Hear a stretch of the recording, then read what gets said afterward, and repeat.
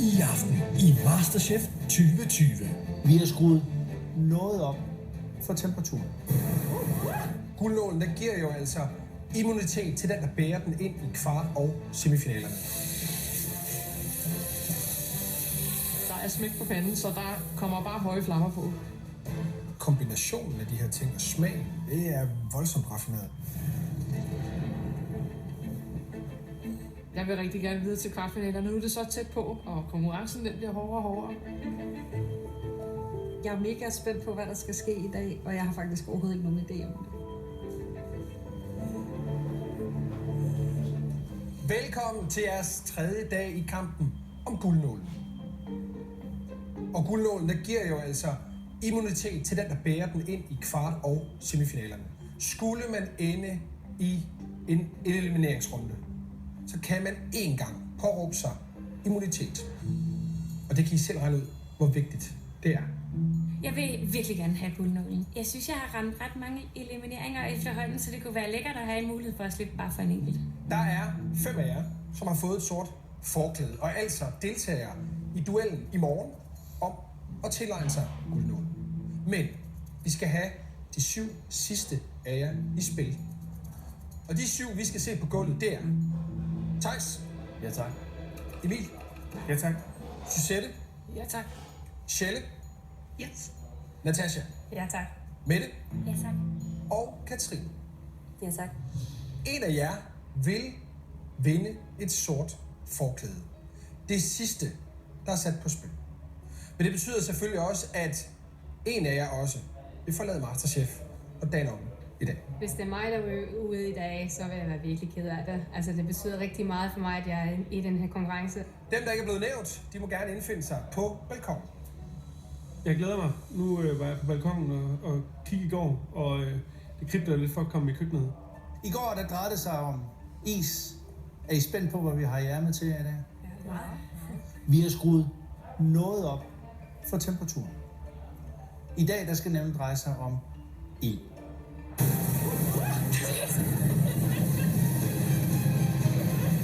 For et kæmpe chok. Det er fuldstændig sindssygt.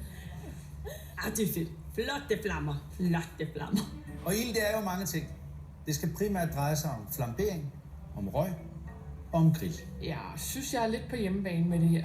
Og hvem er mon bedre til at sætte jer ind i lige præcis de emner, end den navnkundige Jesper Kok? Det er fedt, det er Jesper Kok, der skal holde masterclass med os i dag. Han er skidegod.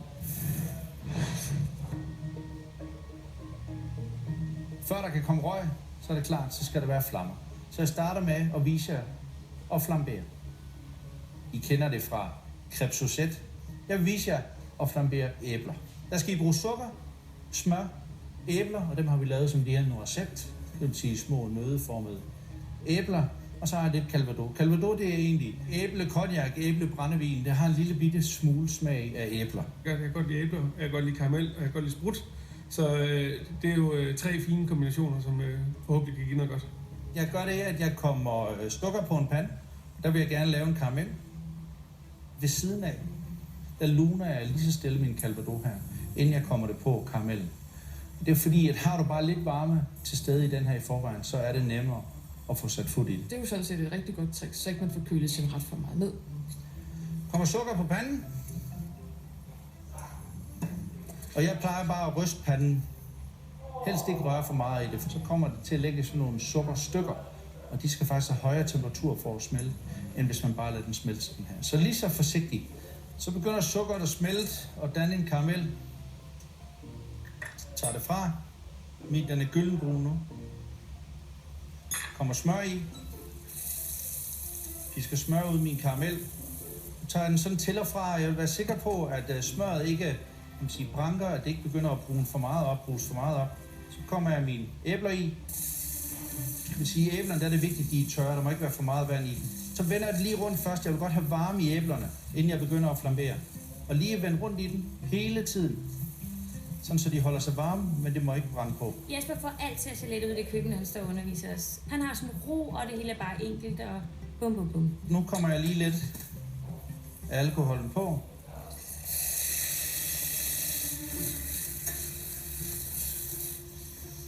Og så er alkoholen faktisk lige dampet af. Hele tiden svinge på dem. For dine æbler, de må ikke blive smattet. De skal hænge fast i karamellen. Og saucen, den skal ligesom lige bloppe op. Så begynder smøret næsten sådan at brune og karamellisere rundt om æblerne. Så er jeg sikker på, at konsistensen, den er der på æblerne. Jeg synes, jeg næsten lige skal smage på det. Man kan smage æbler, calvados. Så kan man smage karamellen. Susette, hvad siger du til det? Det smager fantastisk. Jeg synes jo, det er en nem måde at lave noget, der er raffineret, ikke? I så selv tiden, ikke? Nogle gange så har I 30 minutter. Det er jo ikke det her, der er det svære. Og så kan I stå og passe en is, ikke? Jeg prøver at bide mærke i alt, hvad han fortæller. Fordi jeg tænker, at det hele kan være vigtigt. Vi ved ikke, hvad vi skal. Så jeg prøver virkelig at skrive ned og lytte. Som jeg sagde indledningsvis, så er der jo noget med flammer, og når flammerne de ligger og ulmer, så kommer der noget, der hedder røg. Man deler det op i koldrøgning og varmrøgning. Koldrygning, det er meget velegnet, så snart der er fedt til stede.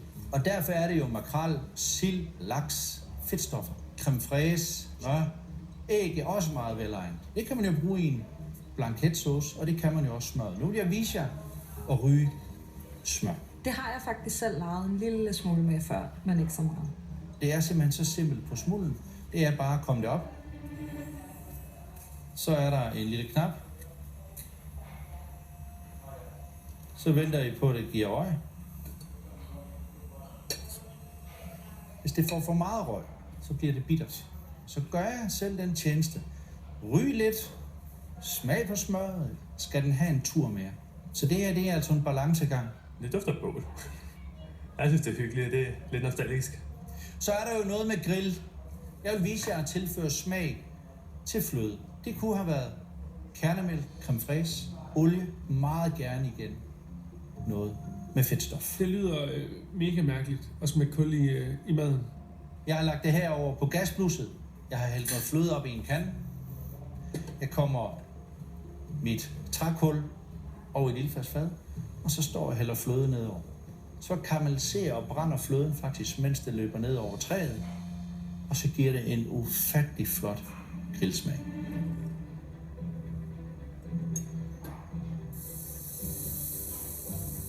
Og så lige om lidt, enten så vælter den, eller så lægger jeg den ned i. Så lægger den og afgiver smag her til fløden.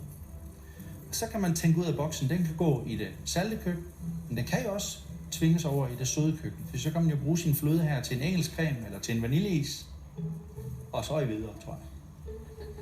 Den har kun lige ligget i 30-40 sekunder. Jeg synes, I skal smage på det.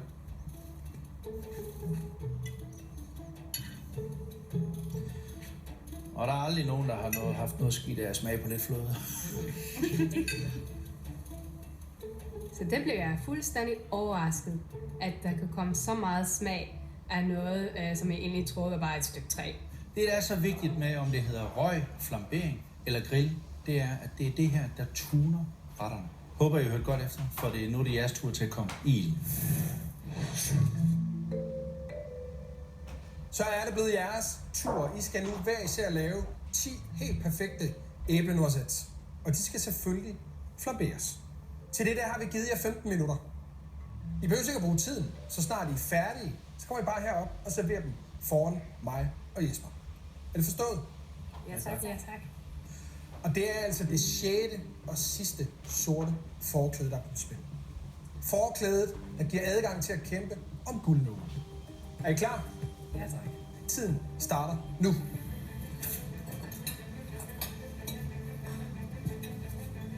Det første, jeg gør, det er at sætte en pande over og en lille gryde over, for at være klar med den del af processen. Jeg tænker fra start af, at det vil være smart at holde sig til et æble, hvis det kan lade sig gøre, fordi æbler jo er forskellige, og alle kuglerne skal være ens i struktur og smag og konsistens. Så jeg bruger noget tid på at få kuglerne godt runde. Det er rigtig svært at få lavet de her perfekte runde noisetteæbler. Det er svært at få noisettejernet ordentligt ned og få dem runde, også når man rammer kernehuset. Jeg har arbejdet en del med karamel før, så jeg ved ligesom godt, at når sukkeret først går i gang med at smelte, så handler det altså om sekunder, før det brænder på, så det er bare med at holde øje. Så er de første 5 minutter gået. Ja tak. Ja, tak. Og jeg står stadigvæk og ruder med noisetterne, og jeg synes bare ikke, det vil blive ens Da det begynder at være smeltet det hele, får jeg rørt lidt rundt i det, og kan mærke, at den er lækker. Og så smider jeg en klat smør i. Det går ret hurtigt med at få lavet det til karamel. Der er bare det problem, at panden varmer ikke lige meget over det hele. Og inden alt, når sukkeret når at smelte, så er det allerede brændt på i den ene side. Det er simpelthen over det her. Jeg kan ikke servere brændt karamel, så er jeg rigtig presset. Jeg skal have noget at smelte sukker, lave en karamelsauce, flambere og have møre æbler.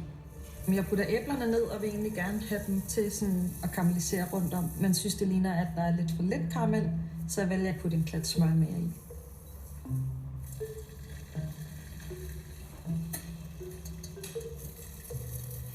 Det er sgu lidt fedt at stå der med ild i køkkenet. Så har I 5 minutter tilbage. Ja, tak. Ja, tak.